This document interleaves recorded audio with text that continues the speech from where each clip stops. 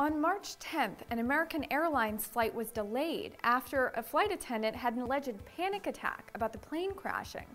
The aircraft was still on the ground at Dallas International Airport when the flight attendant started screaming over the plane's PA system about 9/11 and not being responsible if the plane crashed. 2 weeks later, a similar incident when a JetBlue flight was forced to land after passengers had to subdue the plane's pilot, who was shouting about bombs, Al-Qaeda, and telling passengers to say their prayers. Both very scary situations, but what can be said for the mental health of these individuals and flight personnel in general? We talked to an expert on this special one-on-one edition of Insiders Health News.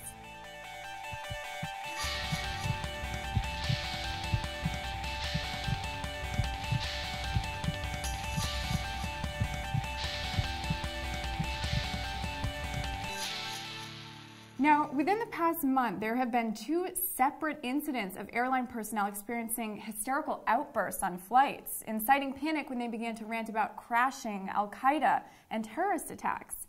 Even though their incoherent claims appear to be unsubstantiated, we are once again questioning the safety of our flights and now questioning the sanity of those in charge of them. At the root of the issue, we still wonder, were these panic attacks or indicative of something much deeper? To help us answer that, we have on the phone Dr. Leslie Seppinni, world-renowned doctor of clinical psychology and crisis intervention specialist. She's a regular contributor to CNN's Nancy Grace Show, as well as a number of nationally televised broadcasts. Thanks for being with us, Dr. Leslie.